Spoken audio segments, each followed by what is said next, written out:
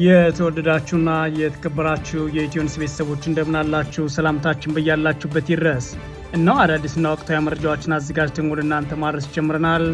ከኢትዮኒውስ ልዩ ልዩ መረጃዎች ጋር አብራችሁ እንድትቆዩ ግብዣችን ነው። በቅድሚያም አርዕስተ ዜናዎችን አስቀድማለሁ። በአማራ ክልል ወልዲያ ከተማ ቅርብ ርቀትን ጨምሮ የተለያዩ አካባቢዎች በአገዛዙ ጦርና ፋኖ ኃይሎች መካከል የሚደረገው ውጊያ ዛሬ መቀጠሉ ታውቋል።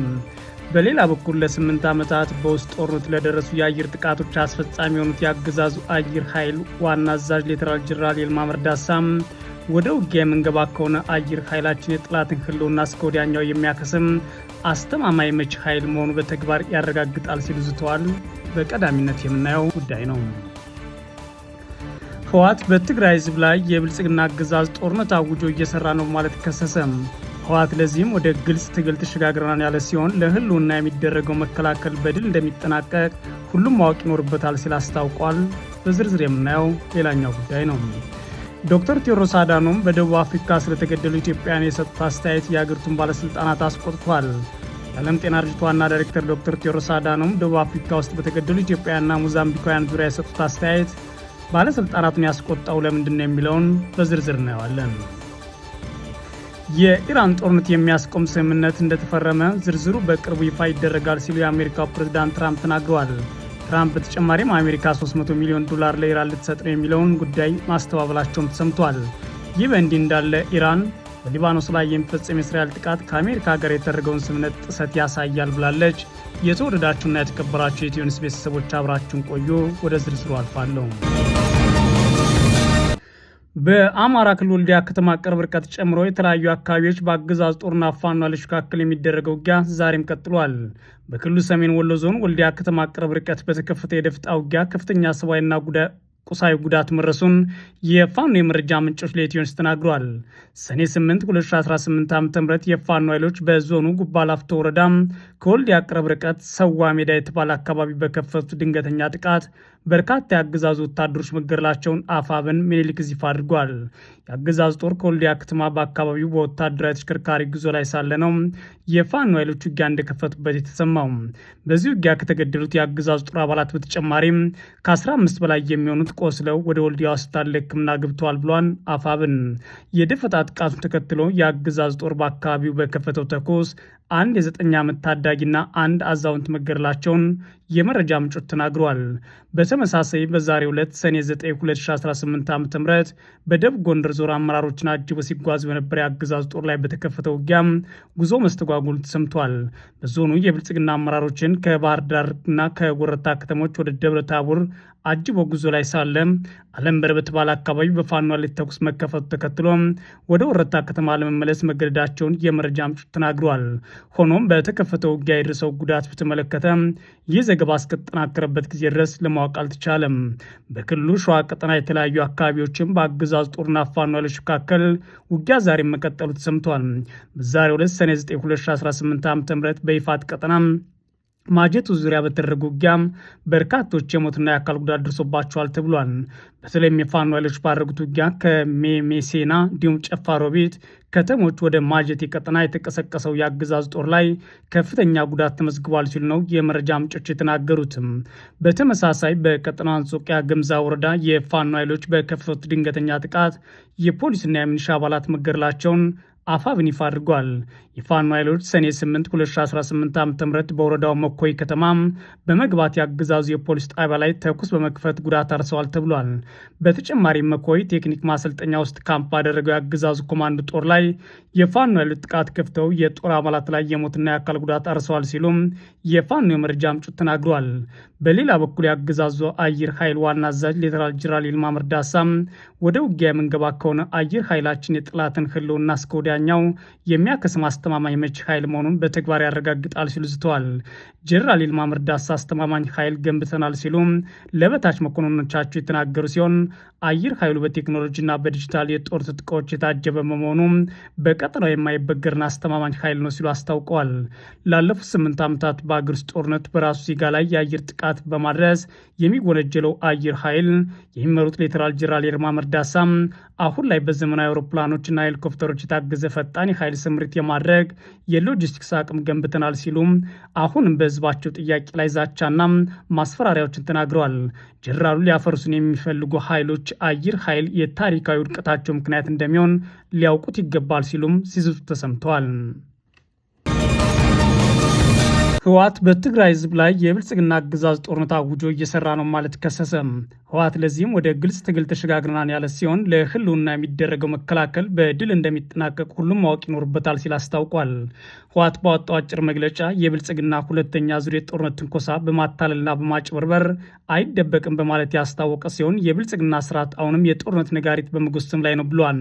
ሁሉም ልዩነቶች በኃይል ለመፍታት በማመን በትግራይ ህዝብ ላይ ጄኖሳይድ የፈጸመው ስርዓቱ አሁን ደግሞ ሁለተኛ ዙር ጄኖሳይድ ለመፈጸም በተደጋጋሚ የጠባጫሪነት ተግባር እየፈጸመ ይገኛል ሲል ህወሓት ከሷል።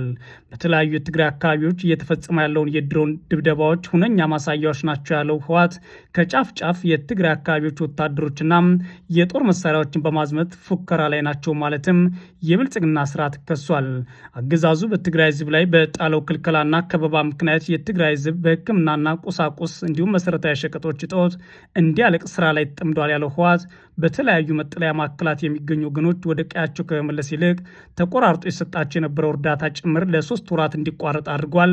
ይህም የዘር ማጥፋቱ ፕሮጀክት አካል ነው ብሏል።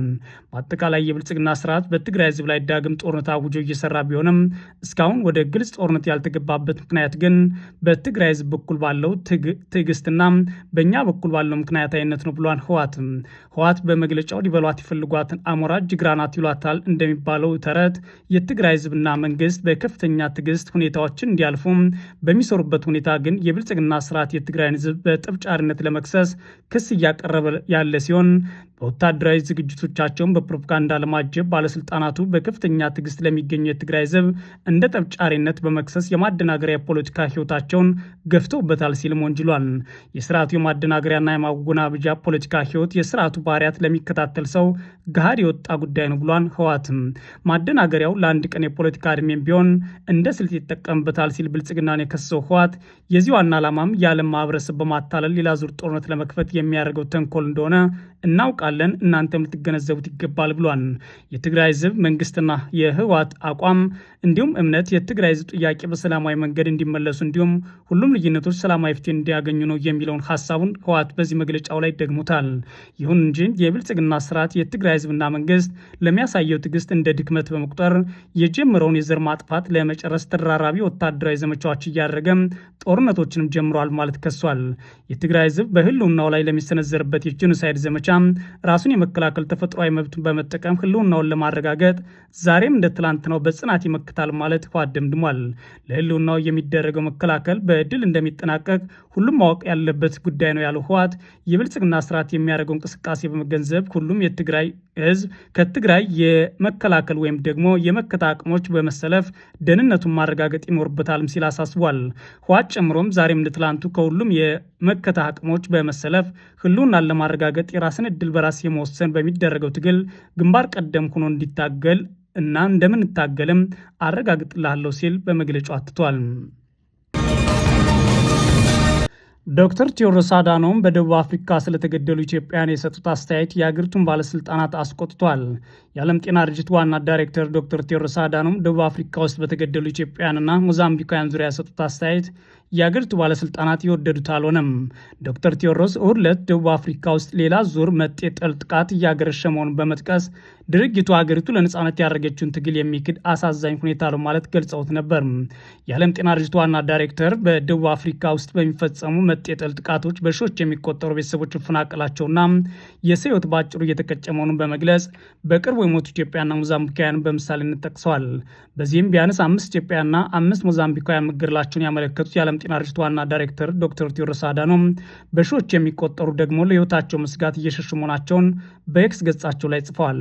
ይህን ተከትሎ የደቡብ አፍሪካ ባለስልጣናት የዋና ዳይሬክተሩን አስተያየት ትክክል አለመሆኑን በመጥቀስ በአገሪቱ ውስጥ ተፈጥሯል ስለሚባለው መጤ ጠል ጥቃት ትክክለኛና አስተማማኝ መረጃ ለዓለም ጤና ድርጅት ለማስረዳት እንፈልጋለን ሲሉ ገልጸዋል። ዓለም አቀፍ ግንኙነትና ትብብር መስሪያ ቤት እንደሚባለው የደቡብ አፍሪካ ውጭ ጉዳይ መስሪያ ቤት ቃል አቀባይ ለቢቢሲ እንደተናገሩት ዶክተር ቴዎድሮስ የጠቀሷቸው የውጭ ዜጎች ህይወት በማለፍ እንደሚያዝኑ በመግለጽ ምክንያቱ ግን መጤ ጠል ጥቃት እንዳልሆነ አስተባብለዋል። ባለስልጣናት ለኢትዮጵያውያኑና ለሞዛምቢካውያኑ ሞት ምክንያት የመጤ ጠል ጥቃት አይደለም ያሉ ሲሆን በተጨማሪም የኢትዮጵያውያኑ ሞት ከተደራጀ ወንጀል ጋር እንደሚያያዝ፣ የሞዛምቢካውያኑ ደግሞ ምርመራ እየተደረገበት እንደሆነ አስተባብለዋል። ዶክተር ቴዎድሮስ በደቡብ አፍሪካ የነበረውን የአፓርታይድ ስርዓት ለማፍረስ የአፍሪካ ሀገራት በጋራ መቆማቸውን በመግለጽ ኢትዮጵያ ማንዴላን በመደገፍ ፓስፖርት ሰጣ በአህጉሪቱ ውስጥ እንዲንቀሳቀሱ ስታደርግ ሌሎች ሀገራትም እንዲሁ በተለያዩ መንገድ ድጋፍ ማድረጋቸውን ጠቅሰዋል። ነገር ግን አሁን በደቡብ አፍሪካ ውስጥ በአፍሪካውያን ስደተኞች ላይ እየተፈጸመ ያለውን መጤ ጠል ጥቃት አገሪቱም ለነጻነት ያደረገችው ተካድሎ የሚክድ ነው ማለት ነበር ዶክተር ቴዎድሮስ የጠቀሱት። ዋና ዳይሬክተሩ ጨምረውም አለመግባባቶችና ቅሬታዎች በደቦ ጥቃትና በጅምላ ጥቃት ሳይሆን በህግ ስርዓትና በህግ የበላይነት ብቻ ነው መፍትሄ ሊያገኙ የሚገባቸው ማለት በስደተኞች ላይ የሚንጸባረቀው ጥላቻ እንዲቆም ጥበቃ እንዲደረግላቸውና ሰብአዊነት እንዲከበርም ጥሪ አቅርበው ነበር። ባለፉት ሳምንታት በደቡብ አፍሪካ ውስጥ ጸረ አፍሪካውያን ስደተኞች ስሜቶች በይፋና በተዘዋዋሪ ሲንጸባረቅ ቆይተዋል። መንግስት ህጋዊ ያልሆኑ ስደተኞች እንዲቆጣጠር የሚጠይቁ በርካታ የተቃውሞ ሰልፎችን በመላ አገሪቱ ተካሂደዋል። በተጨማሪም በውጭ ዜጎች ላይ ያነጣጠሩ ጥቃቶች የሚመለከቱ ዘገባዎች ሲወጡ ቆይተዋል። ነገር ግን ከእነዚህ ጥቃቶች ጋር በተያያዘ ዝርዝር መረጃና ቁጥሮች ከመንግስት እስካሁን አልተሰጡም። መንግስት በህገ ወጥ ስደተኞች ላይ እርምጃ እየወሰደ መሆኑና ዜጎች ህግን በእጃቸው ማስገባት ምንም አይነት እርምጃ እንዳይወስዱ ሲያስጠነቅቅ ቆይቷል። የዜጎች ደህንነት ያሰጋቸው ጋናና ናይጄሪያ የመሳሰሉ ሀገራት ፍላጎት ያላቸው ዜጎች ከደቡብ አፍሪካ ማስወጣት መጀመራቸውም መዘገቡ ይታወሳል። የኢራን ጦርነት የሚያስቆም ስምምነት እንደተፈረመ ዝርዝሩ በቅርቡ ይፋ ይደረጋል ሲሉ የአሜሪካ ፕሬዝዳንት ዶናልድ ትራምፕ ተናግረዋል። ትራምፕ ለኢራን 300 ሚሊዮን ዶላር ልትሰጥ ነው መባሉን አሜሪካ አይደለም ሲሉ አስተባብለዋል። በሌላ በኩል ኢራን በሊባኖስ ላይ የሚፈጸመው የእስራኤል ጥቃት ከስምምነታችን አንጻር ጥሰት ነው ብላለች። የአሜሪካው ፕሬዝዳንት ዶናልድ ትራምፕ የኢራን ጦርነት የሚያስቆም ስምምነት እንደተፈረመ ዝርዝሩ ለዓለም ይፋ ይደረጋል ብለዋል። የስምምነቱ ዝርዝር ይፋ ይደረጋል ተብሎ እየተጠበቀ ሲሆን ይፋዊ ፊርማ የማኖር ስነስርዓት የፊታችን አርብ በጄኔቫ ይከናወናል ተብሏል። የእስራኤል ጠቅላይ ሚኒስትር ቤንያሚን ኔታንያሁ በበኩላቸው ትግሉ አላከተመም ሲሉም የትራምፕን አካሄድ አልቀበልም ብለዋል። አገራቸውን በተጠንቀቅ እንደቆመችና በደቡብ ሊባኖስ ከውጊያ ነጻ የሆነ ቀጠና እንደሚኖራት ገልጸዋል። የኢራን ፕሬዚዳንት መሱድ ፔዜሽኪያን ስምምነቱ በአግባቡ ከተተገበረ ለኢራን የሚያኮራ ሰነድ ነው ማለታቸውን የአገሪቱ መገናኛ ብዙሃን ዘግቧል። አንድ የአሜሪካ ከፍተኛ ባለስልጣን እንደተናገሩት የመግባቢያ ስምምነቱ መፈረም ተከትሎ የሆርሙዝ ወሽመጥ በአፋጣኝ ይከፈታል ተብሎ ይጠበቃል። በስምምነቱ መሰረት በሊባኖስ ወታደራዊ ዘመቻ መቆም እንዳለበትም ተገልጿል። የሊባኖስ ባለስልጣናት ተፈናቃዮች የአካባቢውን ደህንነት ሳያረጋግጥ እንዳይመለሱ ቢያሳስቡም ብዙዎቹ ወደ ቤታቸው እየተመለሱ መሆኑም ተሰምተዋል። አሜሪካና ኢራን ከስምምነት ከደረሱ በኋላ አሜሪካና አጋሮቿ ከፍተኛ መጠን ያለው ገንዘብ ለኢራን መልሶ ግንባታ ይሰጣሉ መባሉን የአሜሪካ ፕሬዝዳንት ዶናልድ ትራምፕ አስተባብለውታል። ፕሬዝዳንቱ በማህበራዊ ሚዲያ ገጻቸው ላይ እንደጻፉት ኢራን የኒውክሌር ጦር መሳሪያ ፈጽሞ እንደማይኖራት ከስምምነት ላይ መድረሱን ጠቅሰው 300 ቢሊዮን ዶላር ለመስጠት ተስማምታለች የሚሉ ዘገባዎችን አስተባብለዋል። ዶናልድ ትራምፕ በትሩዝ ሶሻል የማህበራዊ ሚዲያ ገጻቸው ላይ አሜሪካ ለኢራን ትሰጧለች የተባለውና ልትከፍል ነው በሚል የሚነገረው በደደብ ዲሞክራቶች የሚነገር ሐሰተኛ ዜና ነው ብለዋል። ኢራንና አሜሪካ ደረሱበት የተባለውና ራሳቸው ፕሬዚዳንት ትራምፕ ፈርመውበታል የተባለው ጦርነትን የሚያስቆም የመግባቢያ ሰነድ ዝርዝር ዋነኛ ይዘት እስካሁን ይፋ አላደረጉም። ነገር ግን ስምምነቱን ወርቃማ ለማድረግ ትራምፕ በግራም በቀኝም የሚመጡ የውስጥና የውጭ ፕሮፓጋንዳዎችን እየመከቱ ይገኛሉ። ከኢራንና ከአሜሪካ በኩል እየወጡ ያሉ የስምምነቱ ይዘቶች ላይ አንዳንድ ልዩነቶች እየታዩ እንደሆነም ቢቢሲ ጠቅሷል። ይህ በእንዲህ እንዳለም በሊባኖስ ላይ የሚፈጸም የእስራኤል ጥቃት ከአሜሪካ ጋር የተደረገውን ስምምነት ጥሰት ነው ስትል ኢራን ተቃውማለች። ከዚህ በኋላ እስራኤል በሊባኖስ ላይ የምትፈጽመው የትኛውም አይነት ጥቃት ከአሜሪካ ጋር የደረሰውን የመግባቢያ ስምምነት የሚጥስ ነው ስትል ኢራን ግልጽ ማስጠንቀቂያዋን አስቀምጣለች። የኢራን ውጭ ጉዳይ ሚኒስትር አባስ አራንግቼ እንዳሉት ስምምነቱ ሲደረስ በአንድ በኩል ኢራንና ሂዝቦላ በሌላ በኩል ደግሞ አሜሪካና እስራኤል ሆነው ነው በማለት የእስራኤልን ጥቃት እንዲቆም አሳስቧል። አራንግቼ አጽንኦት ሰጡ እንደተናገሩት በሊባኖስ ያለው ጦርነት ማብቃት ከአጠቃላይ ጦርነት ማብቃት ተነጥሎ የሚታይ አይደለም። የጦርነቱ ማብቃት በተጨማሪም የወረራ ማብቃትን የሚያካትት ነው ብለዋል። በዚህም መሰረት ከዚህ በኋላ የእስራኤል ወረራ በሊባኖስ መሬት ላይ የሚቀጥል ከሆነ የተደረሰውን የመግባቢያ ስምምነት ጥሰት ነው ብለን በእኛ በኩል እንመክተዋለን ሲሉ አራንግቼ አስጠንቅቀዋል። ይህ የኢራን ውጭ ጉዳይ ሚኒስትር ንግግር የተሰማው እስራኤል በደቡብ ሊባኖስ ውስጥ ወደሚገኙ ወታደሮቿ እየተጠጉ ነበር ያለቻቸውን ሽብርተኛ ስትል የጠራቻቸው ላይ ጥቃት ፈጽሜያለሁ ካለች በኋላ ነው። የሊባኖስ ሂዝቦላ ቡድን በበኩሉ ለእስራኤል ጥቃት ምላሽ ሚሳይሎችና ድሮኖችን አስወንጭፌያለሁ ብሏል። አሜሪካና ኢራን ከስምምነት መድረሳቸው ይፋ ከሆነ በኋላ እስራኤል የደህንነት ቀጠና ባለችው የሊባኖስ ግዛት ውስጥ ኃይሎቿ እንደሚቆዩ አስታውቃለች። በእርግጥም ኔታንያሁም ትራምፕ የአሜሪካ መሪ ነው፣ እኔ ደግሞ የእስራኤል መሪ ነኝ፣ ለእስራኤል የሚጠቅመውን የማውቀው እኔ ነኝ በማለት ትራምፕ የፈረሙት ስምምነት እኔ የለውበትም የሚል አዝማሚያን እያሳዩ እንደሆነ ቢቢሲ ዘግቧል። የተወደዳችሁና የተከበራችሁ የኢትዮ ኒውስ ቤተሰቦች መረጃዎቻችን እነዚህ ነበሩ። መልካም ጊዜ እመኛለሁ።